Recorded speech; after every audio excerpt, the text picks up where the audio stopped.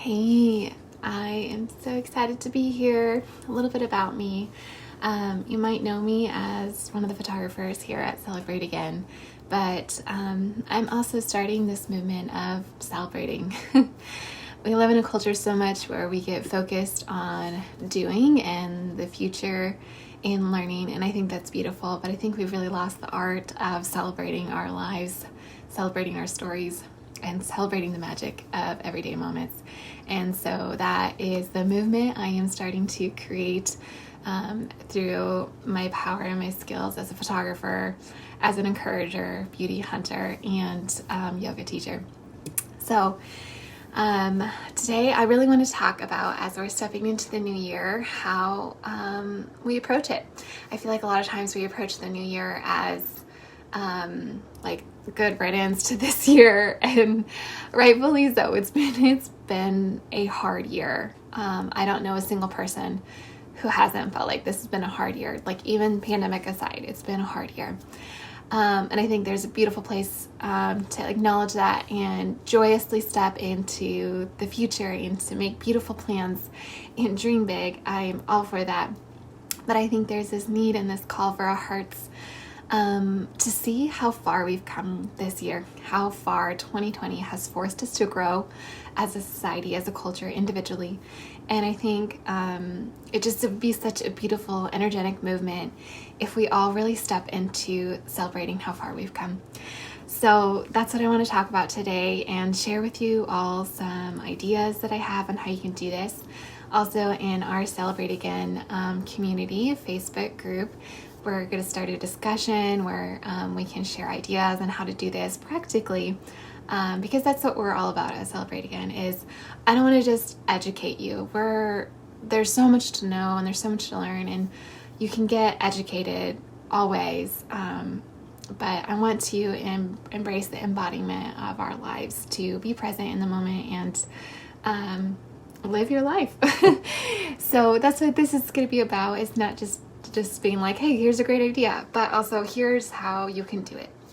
So just some simple ways you can do this, if you enjoy meditation, is to just do a meditation through this, to just take a moment, step back, and think about how far you've come and how much you've grown, maybe some things you've accomplished, goals you've come over, and all the beautiful ways that you've come through. And you can take that and just find a way to celebrate visually, whether that is just like you visualizing you throwing rocks over the edge of the cliff and just celebrating like these beautiful moments that you've come through as an individual or with your family. Another way you could do this is have a fire burning ceremony, and you can start a fire safely following your local regulations if fires are safe in your area, and write down different things that you're proud of and how far you've come, and then let that kind of propel you through this process of celebrating. Another way is you can just journal through all the ways that you're proud of yourself and how far you've come. And another way you could do this is to sit around with your household or family, or even on a group chat with some friends, and go round robin, just kind of sharing how far you come.